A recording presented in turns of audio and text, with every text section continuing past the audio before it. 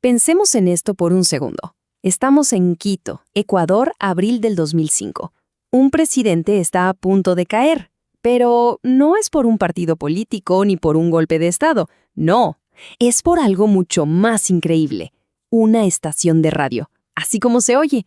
Esta es la historia de cómo una simple voz en el aire logró encender toda una rebelión. Y claro, la pregunta que nos hacemos todos es, ¿cómo? ¿Cómo es que una sola estación de radio puede llegar a tumbar a un gobierno? Suena a película, pero pasó. Para entenderlo, tenemos que irnos un poquito para atrás y ver qué estaba pasando en el país. Muy bien, entremos en materia. Para poder entender cómo se llegó a esa rebelión, primero tenemos que ver el contexto. Y el contexto era básicamente un polvorín político. El presidente en ese momento, Lucio Gutiérrez, había creado un escenario, de promesas rotas y una crisis institucional tremenda. A ver, esta cronología es súper importante para entender la rabia que se fue acumulando. Gutiérrez gana en el 2002 con una plataforma que sonaba genial, de izquierda, anticorrupción. ¿Pero qué pasó? Al año siguiente, en 2003, ¡pum!, un giro de 180 grados. Se alía con el FMI, con Estados Unidos, básicamente traicionando todo lo que había prometido. La cosa se puso realmente fea en diciembre de 2004, cuando destituyó a casi toda la Corte Suprema para poner a sus amigos. Y la cereza del pastel, la gota que derramó el vaso, fue en abril de 2005. Esa nueva corte, la de sus amigos, le perdona los cargos de corrupción a un expresidente exiliado, Abdalá Bucaram, y el tipo vuelve al país. Imagínense la indignación. Entonces, para ese momento, la gente estaba que explotaba. Había una indignación masiva. Pero, y aquí está el detalle, las protestas que organizaban los partidos políticos de siempre no estaban funcionando. Estaban perdiendo fuerza, eran un desorden. Simplemente no conectaban con el sentir de la gente. El escenario estaba, servido para que apareciera algo o alguien completamente nuevo. Y aquí, justo aquí, es donde la historia da un vuelco increíble. En medio de toda esa frustración, había una pequeña estación de radio independiente, Radio La Luna. Y ellos hicieron algo muy simple. Mantuvieron sus teléfonos abiertos, dejaron que la gente llamara y se desahogara. Lo que no sabían es que al hacer eso, se estaban convirtiendo en el epicentro de todo lo que estaba por pasar. Y entonces, el 13 de abril, pasó. En plena transmisión en vivo, suena el teléfono. Era una oyente, una mujer anónima, y dijo algo que parecía tan sencillo, pero que fue una bomba. Oigan, yo no puedo dejar de trabajar, así que, ¿por qué no hacemos una protesta después del horario de oficina? ¡Qué idea tan brillante! Era una idea para todos, para la gente de a pie. Y esa idea explotó. Fue increíble. Inmediatamente, cientos de personas empezaron a llamar a la radio. Uno decía, hagámoslo en la avenida de los Shiris. Otro llamaba y decía, ¿qué sea después de las 9 de la noche? Y así, al aire, en vivo y en directo, entre todos los oyentes, se armó el plan.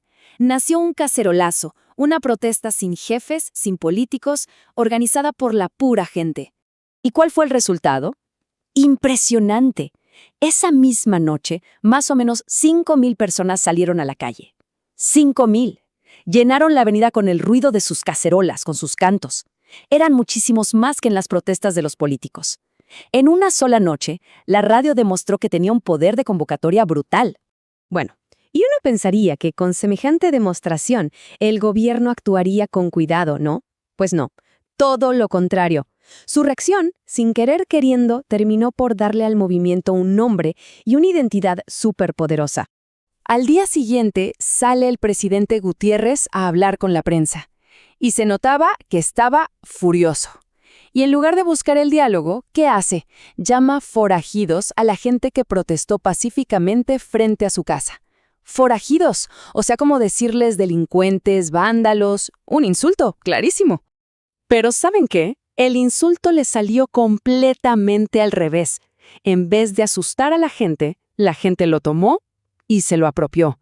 Las líneas de Radio La Luna se inundaron de llamadas de personas que decían, con orgullo, yo soy forajido.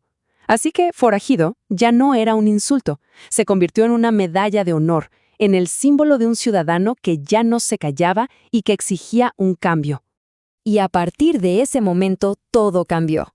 Durante los siguientes 7 días, Radio La Luna fue, literalmente, el cuartel general de la rebelión. Piensen en esto. Era el puesto de mando, era la agencia de noticias de la gente, era el lugar donde se coordinaba qué se hacía cada día. Se convirtió en una especie de plaza pública, pero en el aire. La infraestructura de toda una rebelión sin líderes.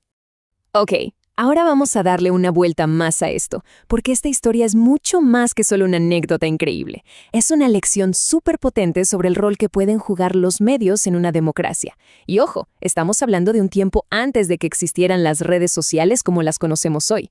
Lo que pasó en Ecuador es un ejemplo del libro de algo que se llama ciudadanía mediática. ¿Qué es eso? Suena complicado, pero es súper simple. Es cuando la gente usa los medios, en este caso la radio, para participar en política y ejercer sus derechos, sobre todo cuando los canales de siempre, como los partidos políticos, ya no sirven o no responden. Los forajidos no eran oyentes pasivos, no, estaban usando la radio como su herramienta para hacer política. Y esto se conecta con otra idea clave, la democracia fuerte. A ver, normalmente pensamos en la democracia como ir a votar cada cierto tiempo y ya, ¿no? Bueno, una democracia fuerte es mucho más que eso. Se trata de que la gente participe directamente, que delibere, que se involucre para solucionar los problemas. Y la rebelión de los forajidos fue exactamente eso. Fue, en toda regla, un estallido de democracia fuerte en acción. Entonces, la gran conclusión de todo esto es ¡wow! Es muy potente. Por una semana, una simple estación de radio se convirtió en la casa de una democracia real, viva, funcionando a toda máquina.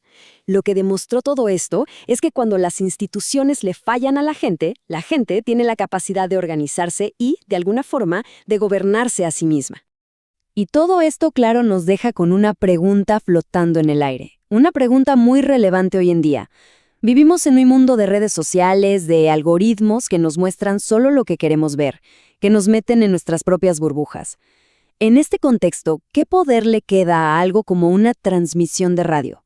A algo en vivo, compartido, que todo mundo escucha al mismo tiempo. ¿Sigue teniendo esa magia para unirnos por una causa común?